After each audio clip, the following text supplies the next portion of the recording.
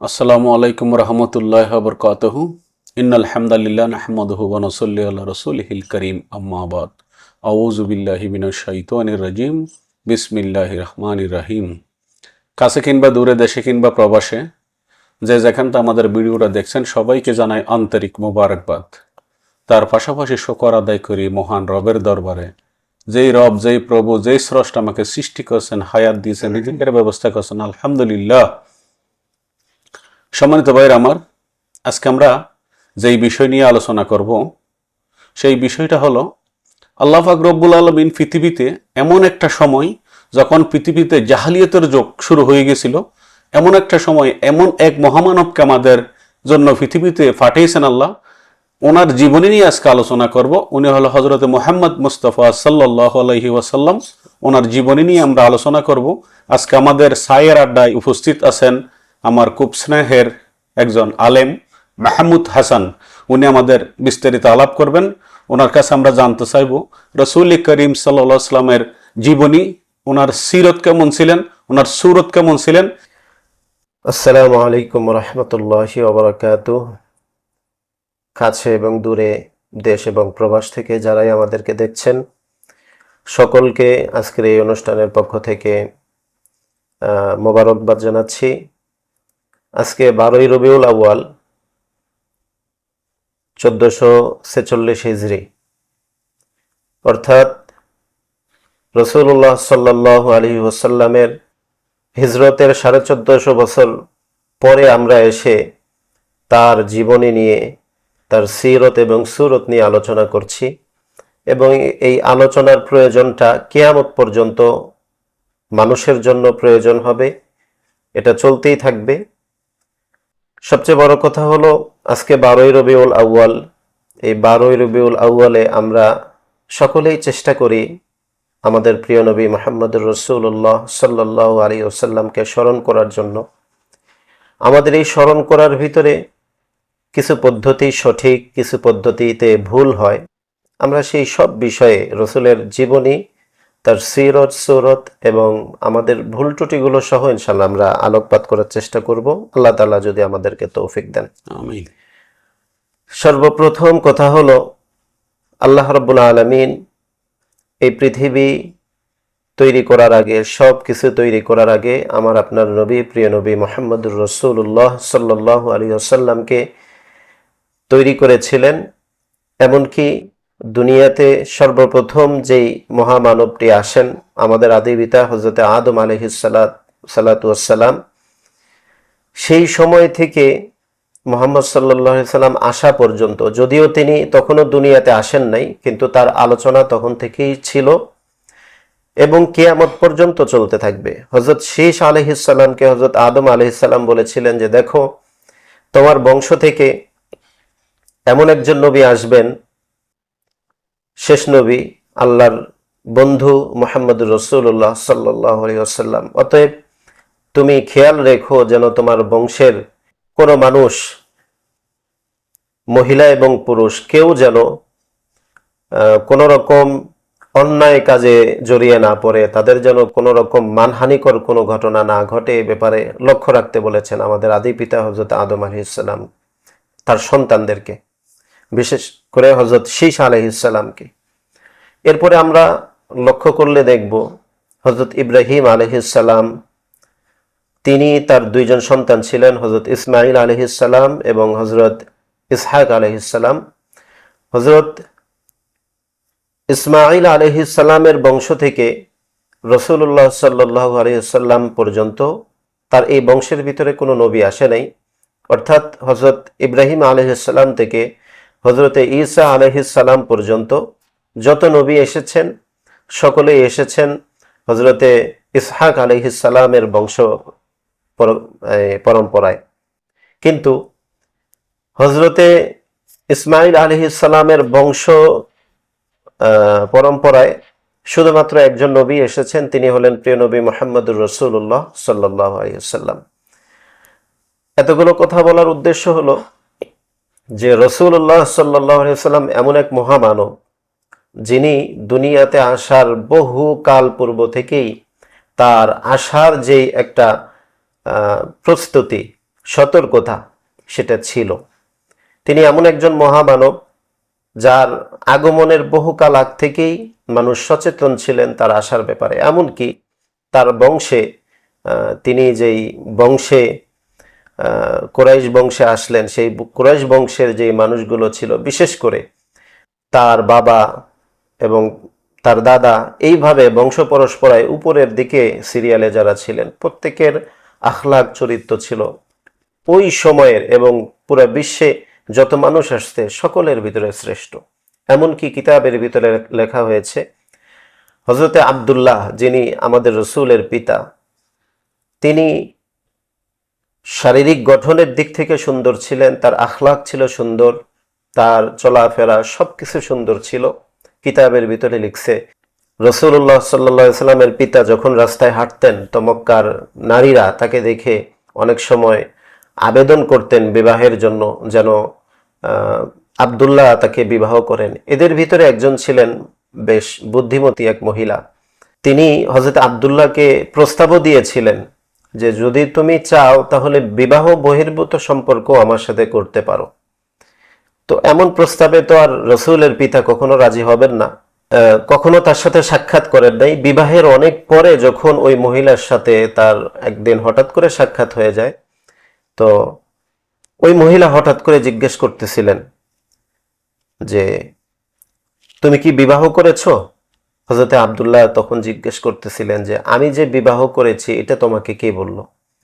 তো ওই মহিলা তখন উত্তর দিতেছিলেন যে আসলে আমি তোমাকে বিবাহের প্রস্তাব দিয়েছি এই কারণে যে আমি তোমার কপালে স্পষ্ট দেখতে পাচ্ছিলাম যেমন একটা নূর।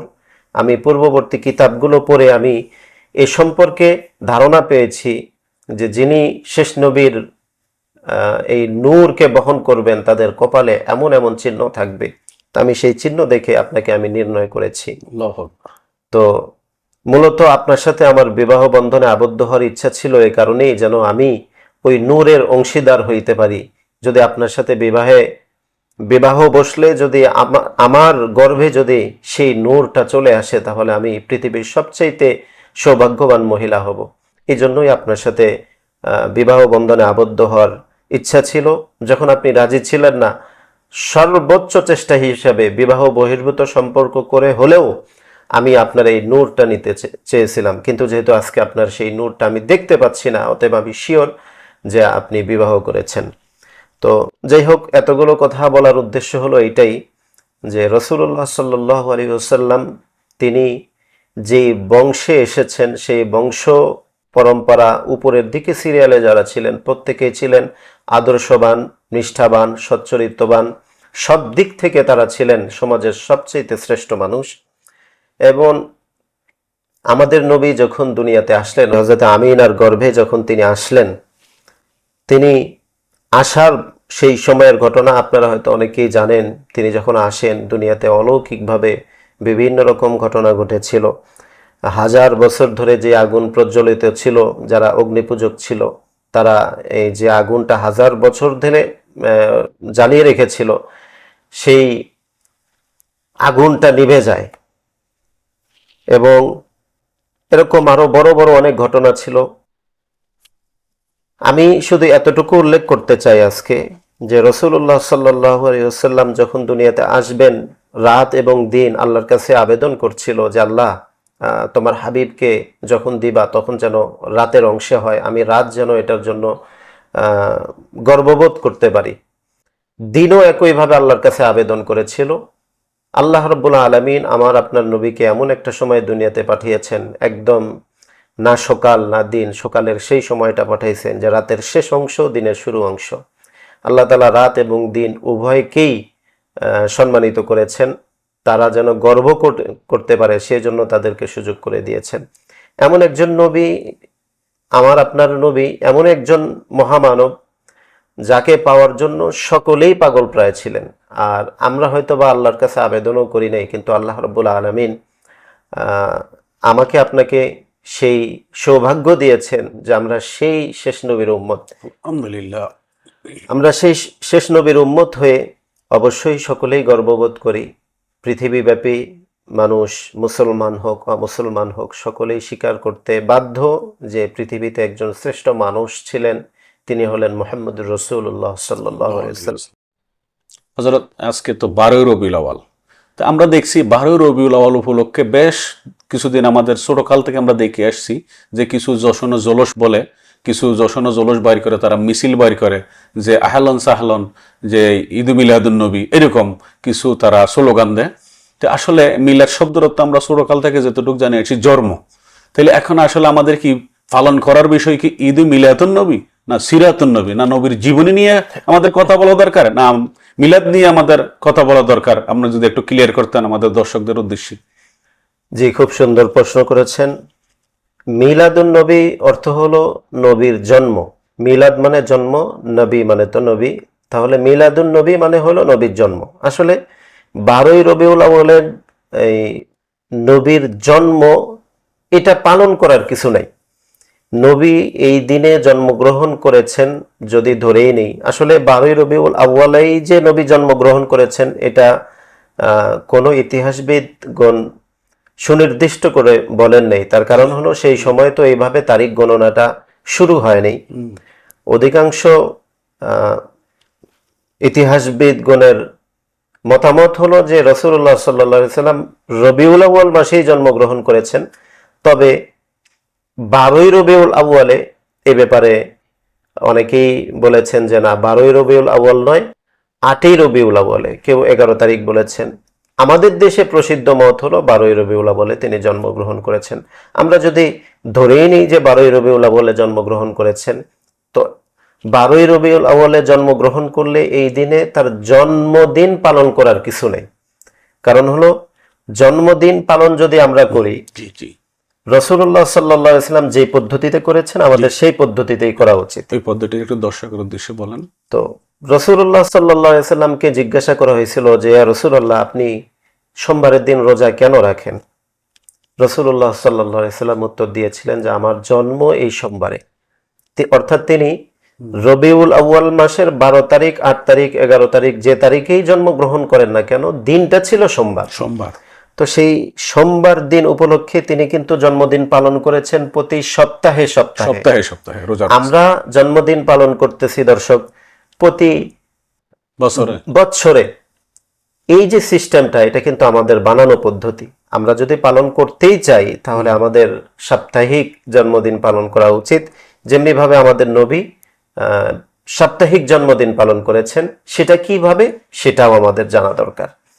সেই পদ্ধতিটা হলো রাসূলুল্লাহ সাল্লাল্লাহু আলাইহি ওয়াসাল্লাম রোজা রেখেছেন, আমরাও রোজা রেখে এই দিনে আমরা নবীর জন্মদিন উপলক্ষে রোজা রাখতে পারি। কিন্তু এই যে এভাবে 12ই রবিউল আউয়াল আসলে যশনে জুলুস করা, মিছিল করা, এটা আসলে খোলাফায়ে রাশিদিন সহ সাহাবায়ে কেরামের কেউ করে নাই। অতএব যেই কাজটা সাহাবায়ে কেরাম করে নাই সেটাকে যদি আমরা ইবাদত হিসেবে গণ্য করে করি তাহলে তো এটা অবশ্যই বেদাতে পরিণত হবে। বেদাতের ব্যাপারে হাদিসের ভিতরে আছে যে যারা বেদাত করবে, দিনের ভিতরে নতুন ইবাদতের রাস্তা তৈরি করবে, তাদেরকে কিয়ামতের কঠিন ময়দানে আল্লাহ তাআলা হাউজে কাউসারের পানি পান করতে দিবেন না। আচ্ছা। তারা যখন হাউজে কাউসারের পানি পান করার জন্য সেই কূপের পাশে যাবে, তো তাদের সামনে একটা পর্দা দিয়ে দেওয়া হবে।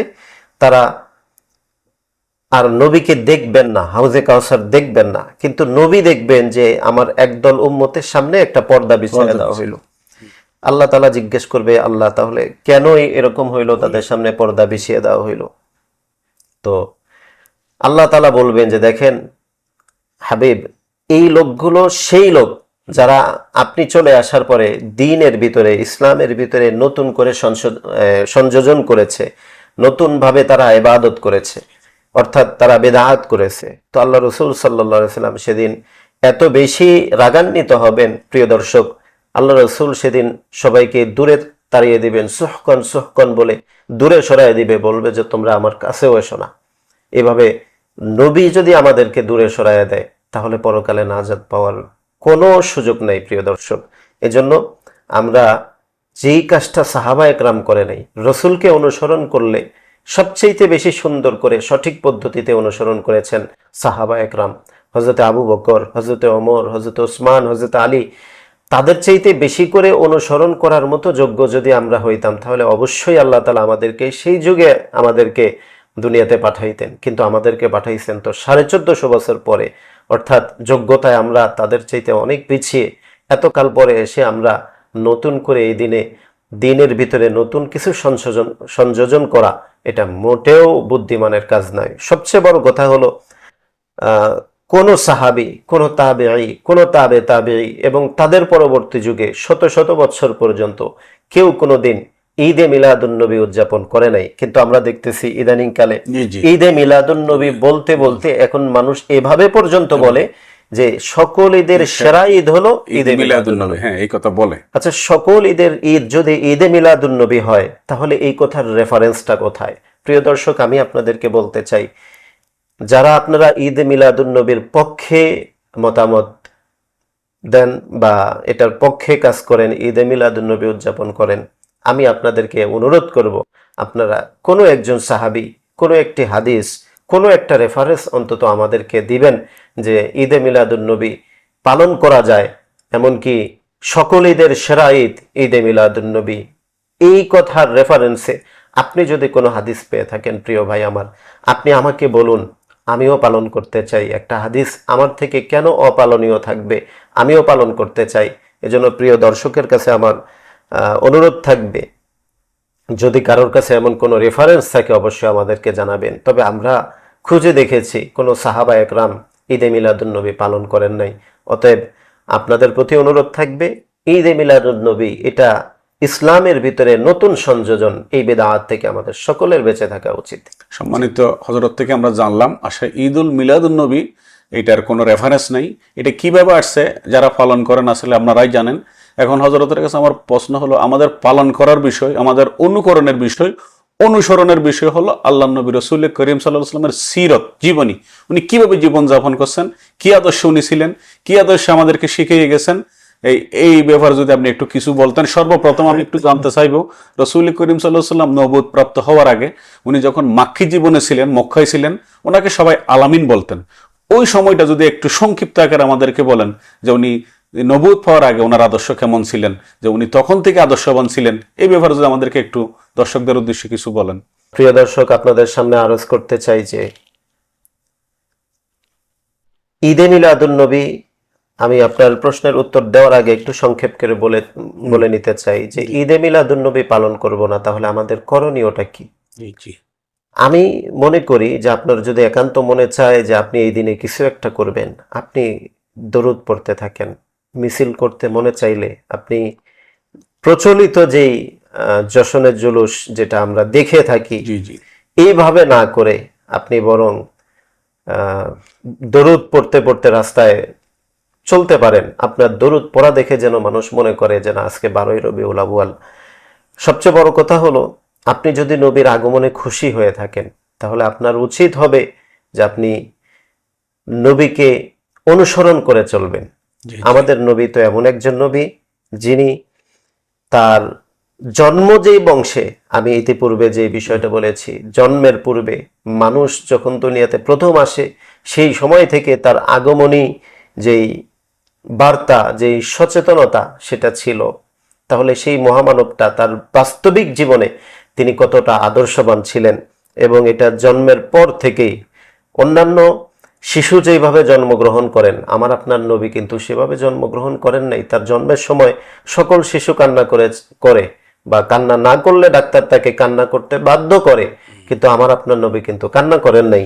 বরং তিনি দুনিয়াতে আসার পরে তিনি তাসবিহ পাঠ করেছেন এবং তার লজ্জার স্থান কেউ দেখে নাই। এমনকি তিনি জন্মগ্রহণ করার সময় তার মা হযরতে আমিনা, তিনি সামান্য পরিমাণ ব্যথা অনুভব করেন নাই, ডেলিভারি পেইন যেটা আছে এটা অনুভব করেন নাই। তিনি তো এমন এক মহামানব, তার প্রত্যেকটা জীবনের পদে পদে সতর্কতা। বিশেষ করে তিনি তো মহামানব হবেন, আল্লাহর বন্ধু তিনি, তার জীবনটা তো অনেক সুন্দর, আমাদের জন্য পালনীয়। এবং আল্লাহ তাআলা একথা বলেছেন, লাকাদ কানা লাকুম ফি রাসূলিল্লাহি উসওয়াতুন হাসানাহ, অর্থাৎ তোমাদের জন্য রসুলের মধ্যে রয়েছে উত্তম আদর্শ, এটা আল্লাহ তাআলা ঘোষণা করেছেন। সুবহানাল্লাহ। তাহলে আমরা যারা উত্তম আদর্শ তালাশ করি অথবা নবীর আগমনে যারা খুশি, প্রিয় দর্শক, আমাদের উচিত হবে হলো শুধুমাত্র 12ই রবিউল আউয়ালে একদিন একটু তাজিয়া মিছিল করে বা ঈদে মিলাদুন নবীর নামে আমরা একটু আনন্দ করে আমরা যদি ক্ষান্ত হয়ে যাই, তাহলে আমাদের বুঝতে হবে যে যেই নবী সারা জীবন এমনভাবে সংগ্রাম করেছেন দ্বীনের জন্য, ইসলামের জন্য, নামাজের জন্য, তিনি যে কষ্ট স্বীকার করেছেন, বলা হয়ে থাকে যে সমস্ত নবীগণ মিলে যেই কষ্ট না করছেন, আমার আপনার নবী তিনি একাই সেই কষ্ট করেছেন। তাহলে এমন একজন নবীকে পেয়ে যদি আমরা তার আদর্শ আমার জীবনে বাস্তবায়ন না করে শুধুমাত্র একটা দিন যদি আমরা ঈদে মিলাদুন নবী পালন করার মাধ্যমে আমরা আমাদের দায়িত্ব শেষ করে দিতে চাই, তাহলে এটা নিতান্তই বোকামি হবে। প্রিয় দর্শক আমার, আমি আপনাদেরকে স্মরণ করে দিয়ে বলতে চাই যে দেখবেন যারা ঈদে মিলাদুন নবী উদযাপন করে থাকে, আমি সেই ভাইদের দিকে তাকিয়ে আমার আফসোস হয় যে ঈদে মিলাদুন নবীর নামে সাহাবা একরামের চাইতে, তাবেঈনগণের চাইতে, তাবেঈনগণের চাইতে এক ধাপ আগ বাড়িয়ে যারা নতুন করে নবীর জন্মদিনে যারা নতুন একটা ধারা, একটা সিস্টেম চালু করলো, লক্ষ্য করলে দেখবেন যে তাদের যে মুখ দিয়ে তারা ঈদে মিলাদুন নবী প্রচার করতেছে, নবীকে ভালোবাসি কথাটা বলছে, তাদের যদি মুখের দিকে তাকান, এখান থেকে 2 ইঞ্চি নিচে নামলে তাদের মুখে নবীর সুন্নত দাড়িটুকু পর্যন্ত নাই। ঠিক। অথচ নবী সাল্লাল্লাহু আলাইহি ওয়াসাল্লাম এই দাড়িকে কত যত্ন করেছেন। কিতাবের ভিতরে লেখছে মানুষ যখন মৃত্যুবরণ করার পরে, কবরে যাওয়ার পরে, তার সোয়াল জবাব হওয়ার পরে তার কবর থেকে রসুলের রওজা পর্যন্ত একটি জানালা, একটি করিডোর ওপেন করে দেওয়া হয়। সেখানে ওই লোকটা রসুলের দিকে তাকায় আর রসুলও তার দিকে তাকায়। যখন কিতাবের ভিতরে লেখছে যখন রসুল্লাহ সাল্লাল্লাহু আলাইহি ওয়াসাল্লাম লোকটার দিকে তাকিয়ে দেখবে যে লোকটার মুখে দাড়ি নাই, কিতাবের ভিতরে লেখছে যে তখন রসুলের মুখটা মলিন হয়ে যাবে, রসুল তখন মুখটা ফিরিয়ে নেবেন। দেখুন প্রিয় দর্শক, যদি রসুল কবরের জগতের প্রথম ধাপেই যদি আমার উপরে অসন্তুষ্ট হয়ে যান, আমার জন্য কিরকম কঠিন হইতে পারে কবরের জগৎটা। সেই সাথে আমি আরো বলতে চাই, তাহলে নবী যদি আমাকে দেখে, দাড়িবিহীন আমাকে দেখে যদি নবী এত বেশি পরিমাণ কষ্ট পান, তাহলে নবীর শানে যারা আপনারা এত আনন্দ করছেন, হয়তো আজকে ফজরের নামাজটাও পড়েন নাই, অথচ ঈদে মিলাদুন নবী পালনে আপনি একটুও পিছপা হন নাই, তাহলে এটা নিতান্তই মস্কারার শামিল হবে বলে আমি মনে করি। কেননা আপনি রসুল ইন্তেকালের মুহূর্ত পর্যন্ত তিনি শেষ কথা বলছিলেন নামাজ নামাজ নামাজ, আপনি সেই নামাজ আদায় করলেন না, অথচ শুধু ঈদে মিলাদুন নবী পালন করে নবীর প্রেমিক সাজলেন। এই নবীর প্রেমিক, এটা প্রেমিক বলা চলে না, এটা নবীর শানে গোস্তাখি করা হয়, বরং মুনাফিকি আচরণ করা হয় বলে আমি মনে করি।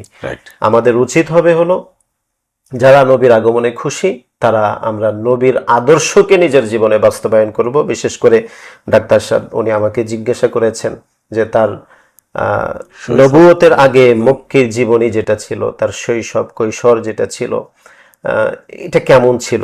আমি এ সম্পর্কে শুধু একটা কথাই আপনাদেরকে বলতে চাই, প্রিয় দর্শক, আমাদের নবী এমন একজন নবী ছিলেন যিনি অল্প বয়সে সকল শ্রেণীর মানুষের কাছে এই পরিমাণ আস্থা তিনি অর্জন করতে পেরেছিলেন যে মক্কার সকল লোকেরা তাদের সবচেয়ে দামি জিনিসপত্রগুলো আমাদের নবী মুহাম্মদুর রাসূলুল্লাহ সাল্লাল্লাহু আলাইহি ওয়াসাল্লামের কাছে জমা রাখতেন, আমানত রাখতেন, কারণ তারা বিশ্বাস করতেন যে মুহাম্মদ সাল্লাল্লাহু আলাইহি ওয়াসাল্লাম এত বিশ্বস্ত একজন মানুষ যে মক্কায় যদিও তার নাম ছিল আহমদ, কিন্তু মানুষ তাকে বিশ্বস্ত জেনে তাকে আল আমিন খেতাব দিয়েছিলেন। ঠিক। তো এই বিশ্বস্ততার কারণে যখন একজন মানুষের নাম পরিবর্তন করে দেয়, সেই মানুষটার আখলাক কত সুন্দর ছিল। তো মক্কাবাসী আমাদের নবীর আখলাক চরিত্র এবং তার আমানতদারিতা দেখে তাকে আল আমিন খেতাব দিয়েছিলেন, তার কাছে আমানত রাখতেন। তিনি এতটাই বিশুদ্ধ এবং আমানতদারি, লজ্জাশীল, আখলাকওয়ালা, চরিত্রবান একজন মানুষ ছিলেন। এটা ছিল তার মক্কা জীবনের একটা এক্সাম্পল। ভিডিও লম্বা হবে এই কারণে বিস্তারিত বলছি না, তবে এতটুকুর ভিতরে প্রিয় দর্শক আপনারা যদিও জানেন, তবে আমি আপনাদেরকে আবারও স্মরণ করিয়ে দিচ্ছি যে আমার আপনার নবী কিন্তু এমন আমানতদারী ছিলেন। অতএব আমাদেরকেও আমানতদার হইতে হবে, তার মতো জীবন আমাদেরকে গঠন করতে হবে। সম্মানিত হুজুর, আমরা আসলে সম্মানিত দর্শক, আমরা এখন অনুষ্ঠানের শেষ পর্যায়ে এসে পড়ছি। আমি এখন হজরতের কাছে জানতে চাবো যে রসুল করিম সাল্লাল্লাহু আলাইহি ওয়াসাল্লাম যে আমাদেরকে বড় বড় যে আদেশগুলো করছেন, তার মধ্যে সালাত, তার মধ্যে জাকাত, তার মধ্যে হজ, এখন দিন কায়েমের ব্যাপারে রসুল করিম সাল্লাল্লাহু আলাইহি ওয়াসাল্লাম যে আমাদেরকে কি নির্দেশ দিচ্ছেন, যে জমিন আল্লাহর, এখানে দিন আল্লাহর দিন প্রতিষ্ঠা করার ব্যাপারে কিরকম তাগিদ দিচ্ছেন, যদি আমাদেরকে একটু সংক্ষিপ্তভাবে বলতেন। আসলে রাসূলুল্লাহ সাল্লাল্লাহু আলাইহি ওয়াসাল্লামের নবুয়ত পরবর্তী যেই 23 বছরের জীবন, এর ভিতরে মক্কায় 13 বছর, মদিনায় 10 বছর, এই মোট 23 বছর। মক্কি জীবনে আমাদের নবী যে পরিমাণ কষ্ট স্বীকার করেছেন, প্রিয় দর্শক আপনারা হয়তো জানেন যে তিনি কিন্তু বন্দী অবস্থায় 3 বছর তিনি কাটিয়েছেন, তবুও তিনি ইসলাম প্রচার থেকে বিমুখ হন নাই। তিনি ইসলাম প্রতিষ্ঠার জন্য এই পরিমাণ কষ্ট স্বীকার করেছেন যে মানুষ, তিনি যখন ইবাদতে মশগুল ছিলেন কাবা চত্বরে, উকবা নামে একজন পাপিষ্ঠ কাফের, সে উটের নাড়ি ভুড়ি এনে তার শরীরের উপরে চাপিয়ে দিয়েছিলেন। এমনকি এই পাপিষ্ঠ কাফের পরবর্তীতে আরেকদিন রাসূলুল্লাহ সাল্লাল্লাহু আলাইহি ওয়াসাল্লামের গলার ভিতরে এমনভাবে একটি কাপড় দিয়ে পেঁচিয়ে ধরেছিলেন যে রাসূলুল্লাহ সাল্লাল্লাহু আলাইহি ওয়াসাল্লামের নিঃশ্বাস যায় যায় অবস্থায় ছিল। এরপরে 3টা বছর নবুয়ত লাভের প্রায় 7ম, 8ম, 9ম বছর তিনি বন্দী জীবন যাপন করেছেন। অর্থাৎ রাসূলুল্লাহ সাল্লাল্লাহু আলাইহি ওয়াসাল্লাম সহ তখন যেই কয়েকজন সাহাবী ইসলাম গ্রহণ করেছেন তাদেরকে সহ, এমনকি রাসূলুল্লাহ সাল্লাল্লাহু আলাইহি ওয়াসাল্লাম এর চাচা আবু তালেব সহ সবাইকে একটা পাহাড়ের একটি জায়গার ভিতরে বন্দী অবস্থায় রেখে দেওয়া হয়েছিল। বুখারীর হাদিসে আমরা পাই যে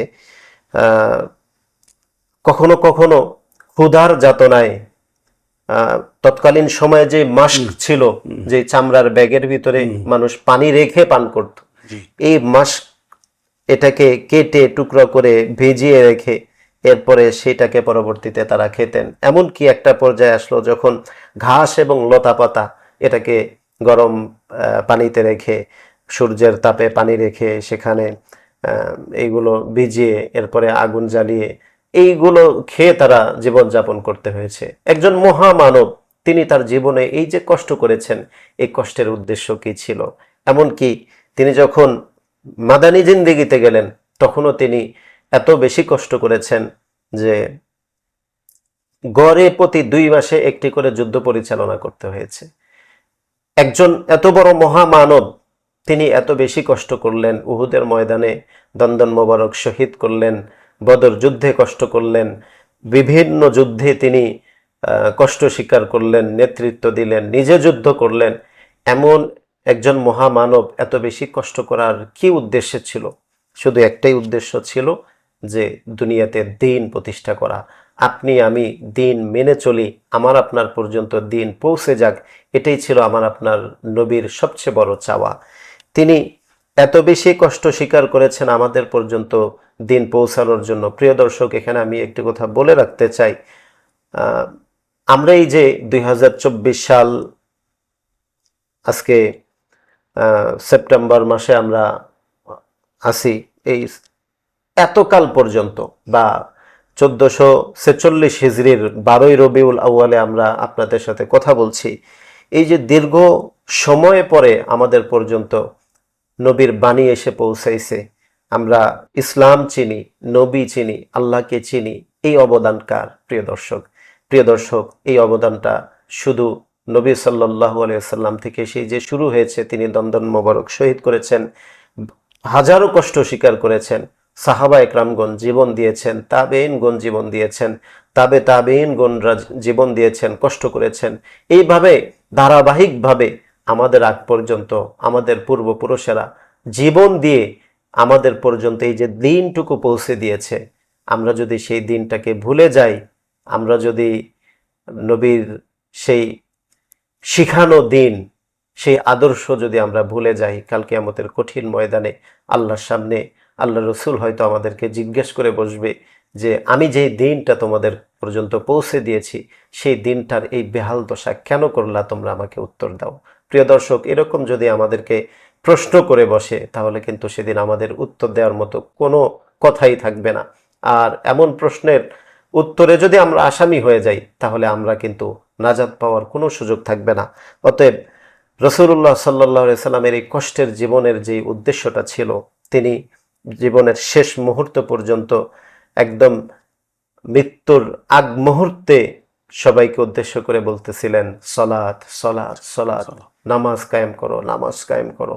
তিনি এতগুলো ইবাদত থাকতে শুধু নামাজের কথা কেন বললেন? আমি এটা নিয়ে চিন্তা করতে গিয়ে আমার যেটা মনের ভিতরে ধরা দিয়েছে যে নামাজ সম্পর্কে আল্লাহ তাআলা বলেছেন ইন্নাস সালাতা তানহা আনিল ফাহশাই ওয়াল মুনকার। মানুষ যখন নামাজ পড়ে তখন তার সেই নামাজটা তাকে পাপাচার থেকে বিরত রাখে। তো মানুষ নামাজ পড়লে পাপাচার থেকে দূরে থাকলে তাহলে মানুষের ভিতরে হয় অন্ধকার থাকবে, না হয় আলো থাকবে। পাপাচার অন্ধকার আর ইবাদত হলো আলো। মানুষ যদি পাপাচার ভুলে যায় অবশ্যই সে আলোর ভিতরে চলে আসবে। এজন্য রাসূলুল্লাহ সাল্লাল্লাহু আলাইহি সাল্লাম নামাজের তাগিদ দিয়ে গেছেন।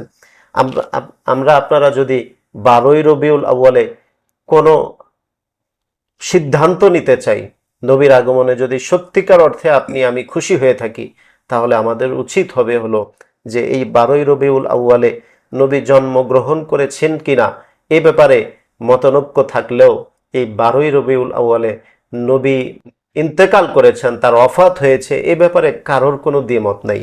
অতএব এই 12ই রবিউল আউয়ালেই তো তিনি বলে গিয়েছেন যে সালাত সালাত সালাত সালাত আদায় করতে হবে, এর বিকল্প নাই। প্রিয় দর্শক আমার, এজন্য আমি 12ই রবিউল আউয়ালে যেহেতু আমাদের নবীর ওফাত হয়েছিল, এই দিনে আমি আপনাদেরকে স্মরণ করিয়ে দিতে চাই, এই দিনে মৃত্যুবরণ করার সময় তিনি কিন্তু আমাদেরকে বলে গিয়েছেন যে সালাত সালাত সালাত, নামাজ পড়তে হবে। প্রিয় দর্শক, এই দিনে যদি কেউ আপনারা নবীর আগমনে খুশি হয়ে থাকেন, সেই খুশিতে যদি কোনো সিদ্ধান্ত নিতেই হয় তাহলে আমাদেরকে সালাত কায়েম করতে হবে এবং সালাত কায়েমের মাধ্যমে দ্বীনকে জিন্দা করতে হবে। দ্বীনের অন্যান্য রুকনও কিন্তু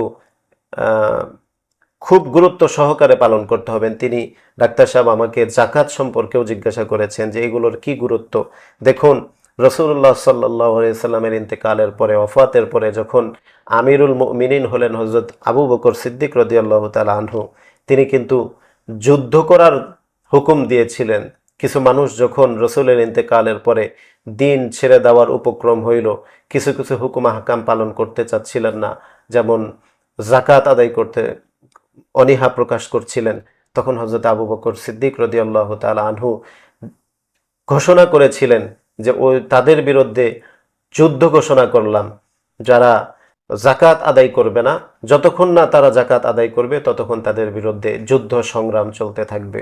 যাই হোক প্রিয় দর্শক, অনুষ্ঠানের শেষ দিকে আমরা চলে আসছি। আমরা শুধু আজকে এতটুকু বলতে চাই, 12ই রবিউল আউয়ালে আমরা যদি কোনো কিছু উদযাপন করতে চাই তাহলে কিন্তু আমাদের ঈদে মিলাদুন্নবী নয়। ঈদে মিলাদুন্নবী মানে হলো নবীর জন্মদিনের খুশি। আচ্ছা, নবীর জন্ম এটার খুশি। নবীর জন্ম কিন্তু বারবার হওয়া সম্ভব না। নবীর জন্ম হয়ে গেছে, জন্ম সম্পর্কে আলোচনা হইতে পারে। এই যে আলোচনা, এই আলোচনা করাটা কিন্তু সিরাতে নবী বলে। তা এই দিনে 12ই রবিউল আউয়ালে আমরা ঈদে মিলাদুন্নবী না করে সিরাতুন নবীর আমরা আয়োজন করতে পারি। সিরাতুন নবী মানে হলো নবীর জীবনী নিয়ে আলোচনা। এর ভিতরে নবীর জন্মটাও তো চলে আসে, কিভাবে তিনি জন্মগ্রহণ করেছেন। তাহলে এই যে একটা ভুল উচ্চারণ, ঈদে মিলাদুন্নবী, মিলাদুন্নবী মানে নবীর জন্ম, আর সিরাতুন নবী মানে হলো নবীর জীবনী। নবীর জন্ম তো বারবার হবে না, এটা হওয়া সম্ভব না। তার জন্ম একবারই হয়েছিল, তিনি আবার ওফাত গ্রহণ করেছেন, এখন শুধু তার জীবনী নিয়ে আলোচনা হবে। যেমনিভাবে তার জন্মের আগে তার জীবনী নিয়ে আলোচনা ছিল, তেমনিভাবে তার জন্মের পরেও কিয়ামত পর্যন্ত তার জীবনে নিয়ে আলোচনা চলবে ইনশাল্লাহ। আজ বাদে কাল মানুষ হয়তো এই ভুলগুলো বুঝতে পারবে এবং রসুলের জীবনী শুনে শুনে তাদের জীবনগুলো হয়তো রসুলের আখলাকের সাথে আখলাক মিলিয়ে জীবনটাকে সুন্দর করবেন। প্রিয় দর্শক, আপনাদের কাছে দোয়া কামনা করছি এবং আপনাদেরকে আহ্বান করছি যেন আমাদের জীবন এবং আপনাদের সকলের জীবন রসুলের আদর্শে আদর্শবান আমরা হতে পারি। রসুলের জীবনে যেই আদর্শগুলো ছিল, যেগুলো আমাদের জন্য পালনীয়, আমরা যেন সেই আদর্শগুলো আমরা যেন লালন করতে পারি, সেই জন্য আমাদের জন্য দোয়া করবেন। আপনাদেরকেও আমরা আহ্বান করব, নবীর আদর্শগুলো আপনারা বুকে ধারণ করে লালন করে দিন ইসলামকে টিকিয়ে রাখবেন এবং পরবর্তী প্রজন্ম পর্যন্ত দিনটাকে পৌঁছে দিবেন। এটাই আপনাদের কাছে আমাদের কামনা এবং আমরাও একই ব্যাপারে আপনাদের কাছে দোয়া প্রত্যাশী। আমাদের জন্য দোয়া করবেন। আসসালামু আলাইকুম ওয়া রাহমাতুল্লাহ। হযরতকে অসংখ্য ধন্যবাদ। আজকে আসলে অনেক গুরুত্বপূর্ণ বিষয় ওনার থেকে জানলাম, শুনলাম, অনেকগুলো আলোচনা আমাদের সাথে হলো। আপনারা অনেক কথাই শুনলেন। প্রিয় দর্শক, আসলে ওনার কথা থেকে আমরা যেটা পাইলাম সেটা হলো আসলে মিলাদ নয়, রসুল করিম সাল্লাল্লাহু আলাইহি ওয়াসাল্লামের সিরাত নিয়ে আমাদের আলোচনা করা আসল বিষয়। এবং সিরাতের মধ্যে উনি, জীবনীর মধ্যে উনি যা যা করেছেন, যা আমাদেরকে আদেশ দিয়েছেন, উনি আমাদেরকে যে হুকুমগুলো করেছেন, এইগুলো পালন করার মধ্যে হলো আমাদের আনন্দ, এগুলো পালন করার মধ্যে হলো তৃপ্তি। আসলে আল্লাহ নবী রসুল করিম সাল্লাল্লাহু আলাইহি ওয়াসাল্লাম যেই কথা উনি বলছেন, যে উনি মৃত্যুর সময় বলে গেছেন সালাত সালাত সালাত, নমাজ নমাজ নমাজ কায়েম করো তোমরা। আসলে আমরা যেই মিলাদ, যেই প্রক্রিয়া আমরা পালন করি, যে যারা পালন করেন আপনাদেরকে আমরা আসলে বলবো না যে আপনারা করেন না, কিন্তু আপনি, উনি যে বলছে, একটা প্রশ্ন ছুড়ে দিয়েছে আপনাদেরকে যে আপনারা একটা দলিল দেখান যে আমরাও এটা করব। তো এই সম্মানিত ভাইয়েরা আমার, আজকে আমরা ওনার থেকে অনেক কিছু শিখলাম যে আমরা আসলে যদি প্রকৃত রসুলের প্রেমিক হই তাহলে আমরা সোমবারে রোজা রাখবো এবং রসুল যে আদেশগুলো করছে এইগুলো আমরা মেনে চলার চেষ্টা করব ইনশাল্লাহ। সম্মানিত ভাইয়েরা আমার, আল্লাহ রব্বুল আলামিন যে হুকুম করছে, এই হুকুম মানার মধ্যে, আল্লাহর রসুলের তরিকা মতে চলার মধ্যে হলো শান্তি, দুনিয়ারও মুক্তি, আখিরাতেরও মুক্তি, দুনিয়ারও কল্যাণ, আখিরাতের মুক্তি। আমরা সবাই ওনার কথাগুলো মেনে নেওয়ার চেষ্টা করবো ইনশাল্লাহ। ওনার কথা থেকে মূল অংশটা বের করে আমরা পালন করার চেষ্টা করব। আজকে এই পর্যন্তই। প্রিয় দর্শক, আরেকদিন আপনাদের সাথে দেখা হবে, অন্য কোনো টপিকস নিয়ে আলোচনা করবো হযরতের সাথে ইনশাল্লাহ। আসসালামু আলাইকুম ওয়া রাহমাতুল্লাহি ওয়া বারাকাতুহু।